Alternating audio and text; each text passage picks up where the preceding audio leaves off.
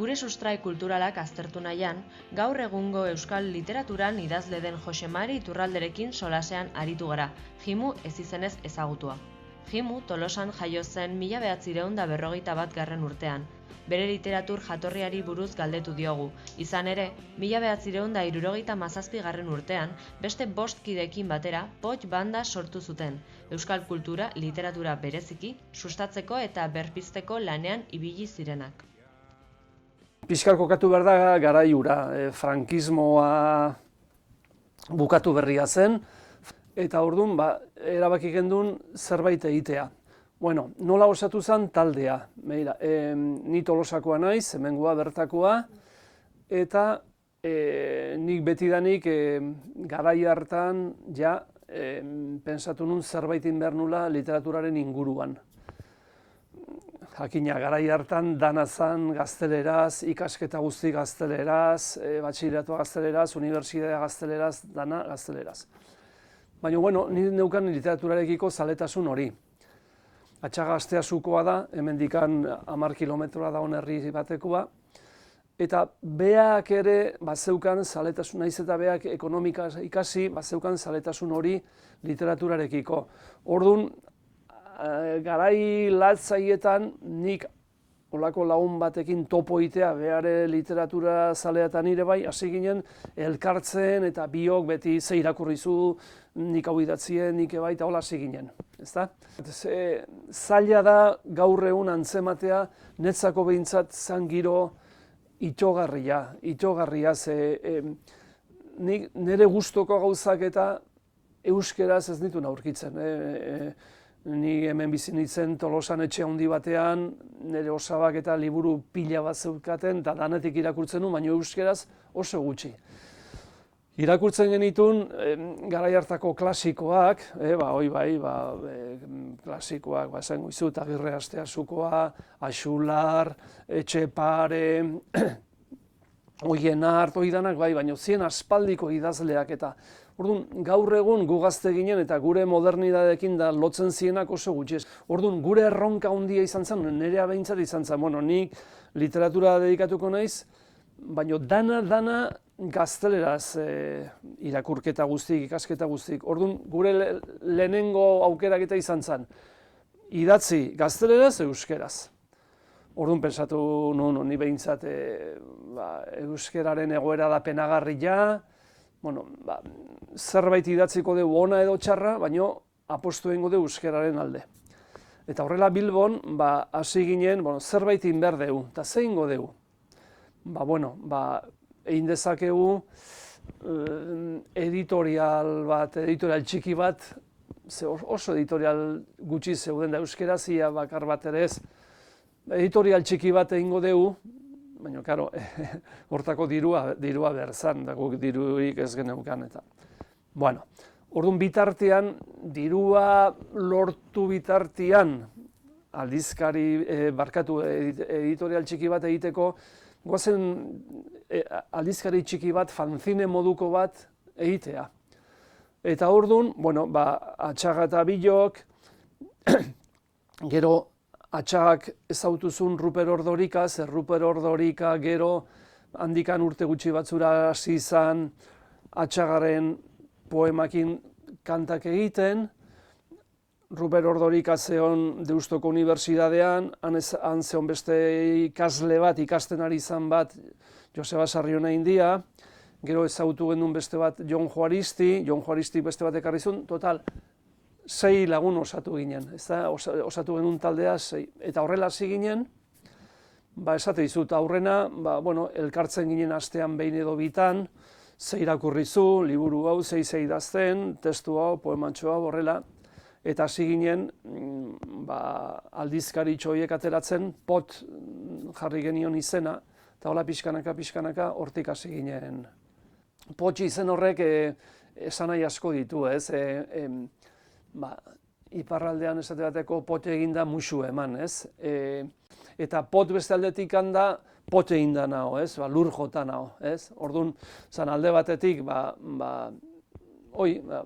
pot eginda gaude, euskal giroa holakoa da, baina beste aldetik pote egin, pote eman, musu eman, zabal, osea, pixkate zentzu bikoitz hori, ez?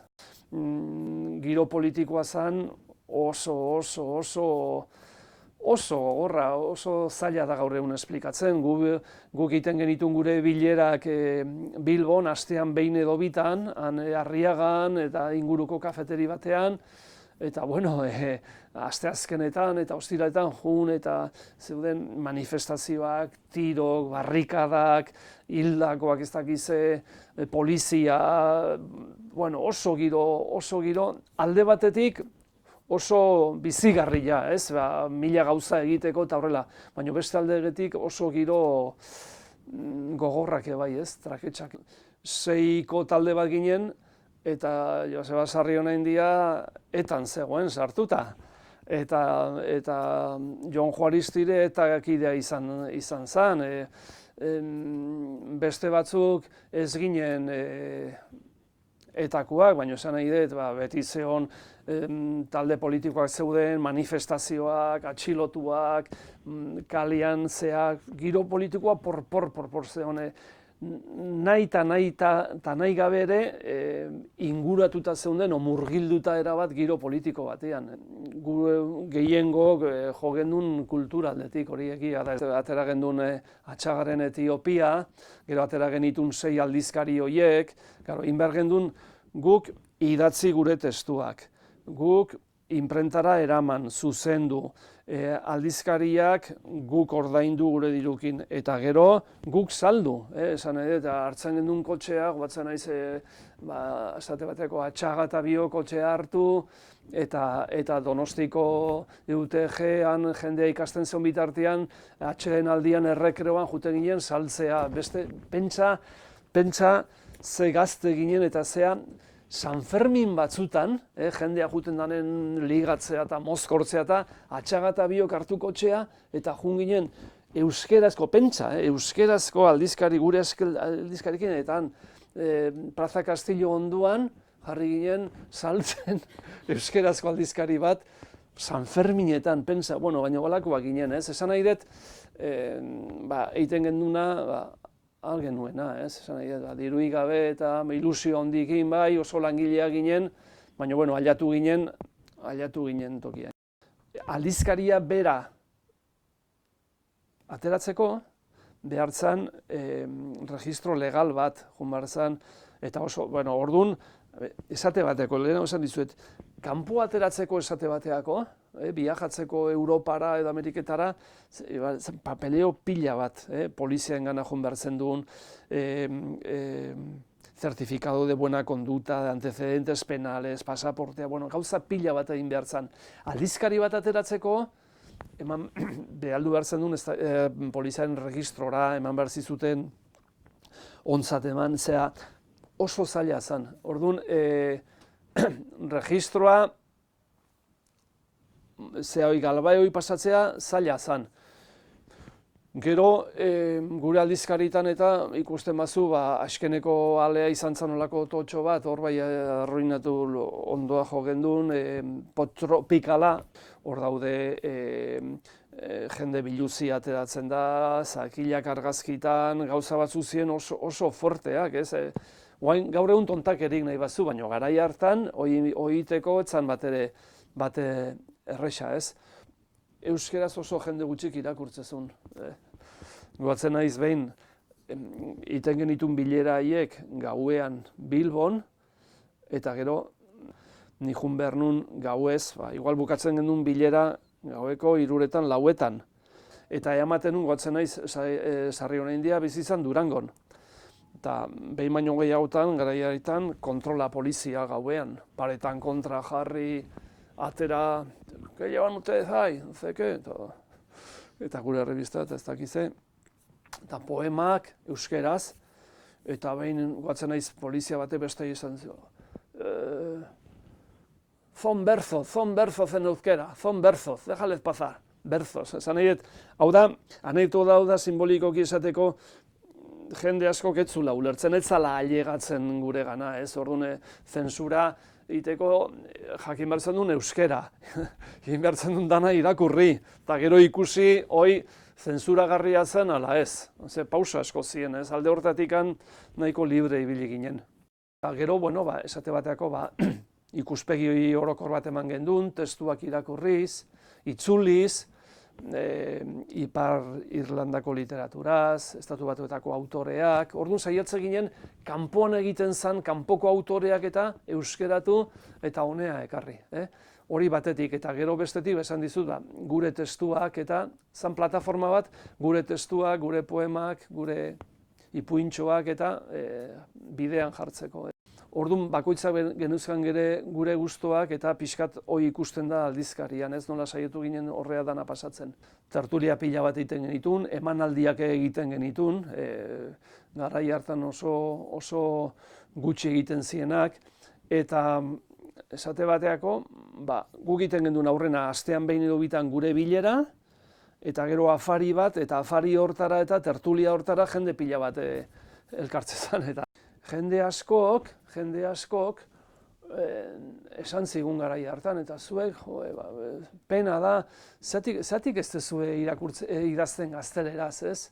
Guk momentu batean, auto bat, aukeraketa bat egin gendun, tradizioarekin da zan, gure hizkuntzarekin, euskerarekin jarraitzea, ez?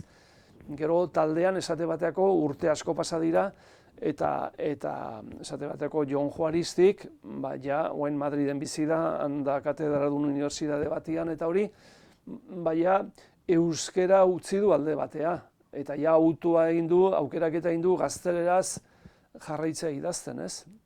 Orduan guk ez gu jarraitu deu euskerarekin. Orduan nik antzinako tradizioekin da jarraitzea, alde batetik, autoreak eta ordu arteko autoreak oso ondo ezautzen ditugu, danak irakurri ditugu, baina nik gehiago lotura hori ikusten dut euskerarekin, ez? Euskera mantendu dugu zikera urte gutxi batzu gehiago, ez? Pasatu dira 40 urte, 45 urte, eta kontuatzen bazea, bakoitzak segitzen du idazten o musikarekin bere bidetik, ez? Esan izutet zala urte o 2 urteko kapritxo bat, ez? Hori batetik. Gero oso diferente ginela, politika mailan bakoitza jundala bere aldetik, pentsa, bat sarri honen dia, etakoa hainbeste urte kartzelan eta guain hor nunbait da bilena.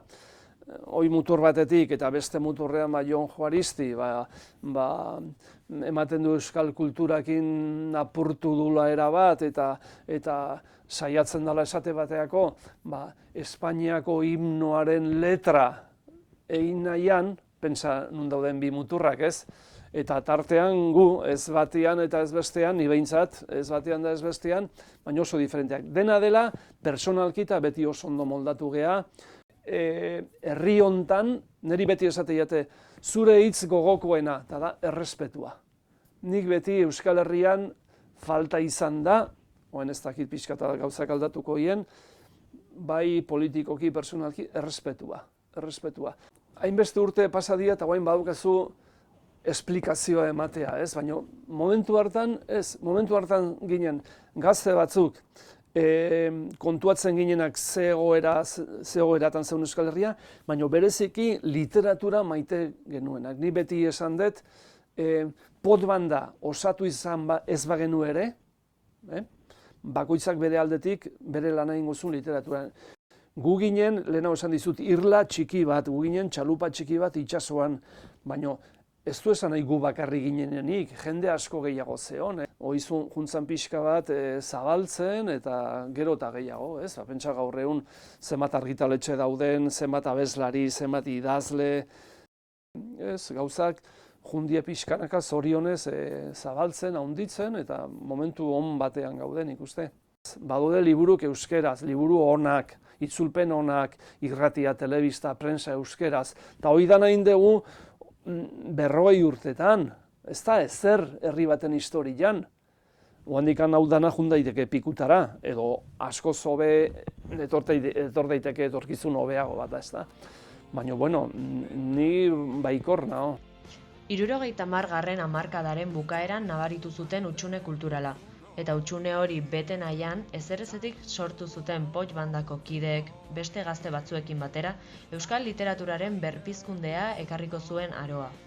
Gazte horiek, sustrai kulturala sendotu eta gure zuhaitza zutik mantentzea lortzeko ahalegin handiak egin zituzten.